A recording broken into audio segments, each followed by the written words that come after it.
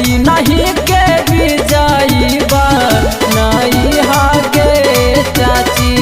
टंडवा पंचायत भूलाई हो नाए बड़को चाचा घट घचा दाबी हबा जाना गे चाची। आई नहीं के हाँ बिरजी दाई हागे चाची।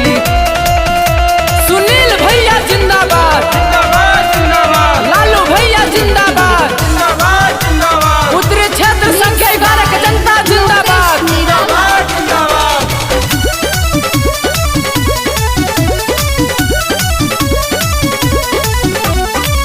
गौआ के रौनक बढ़ैथिन हमर सुनील भैया।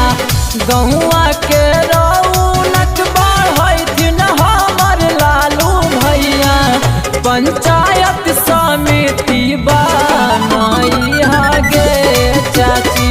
आई नहीं के बाकी जी दाई हागे चाची। नल गले पीसी ढलैया कराबाई तो जी। इंदराया बासा दिला बाई तो गे चाची। कर दे तो कोलनी सबके पासा हो भैया। टंडवा पंचायत की जनता जिंदाबाद जिंदाबाद जिंदाबाद। उत्तरी क्षेत्र संख्या 11 की जनता जिंदाबाद जिंदाबाद जिंदाबाद। सुनील भैया जिंदाबाद। जिंदाबाद जिंदाबाद। आपका पंचायत समिति कैसा हो? सुनील भैया कैसा हो? सिंहपुरा गाँव के नामा कमाई हो।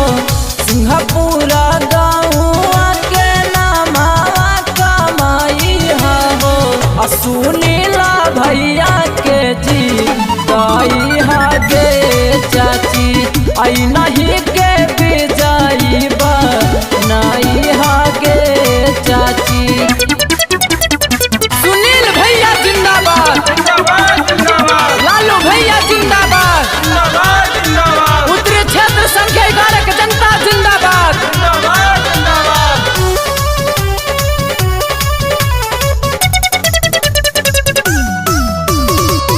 कतनो विरोधियन कहतुन फेरा में ना आई हो। कतनो घुसखोरवा कहतुन झांसा में ना आई हो। सुनीला भैया के जी दाई हागे चाची। आई नहीं के भी जाइबा नहीं हागे चाची। अकर पराचार लोग से पांडे मासा तनावागे घच घचा दाबी हबा तनावागे चाची। सुनीला भैया के जी दाई हा हो चाचा। अब की चुनावा के बहल हाई हौआ जी। अब की चुनावा के बहल हाई हौआ ता सुनीला भैया के जी दाई हागे चाची। आई नहीं के भी जाइबा नहीं हागे चाची। टंडवा पंचायत भूलाई हो नाए बड़को चाचा घट घचा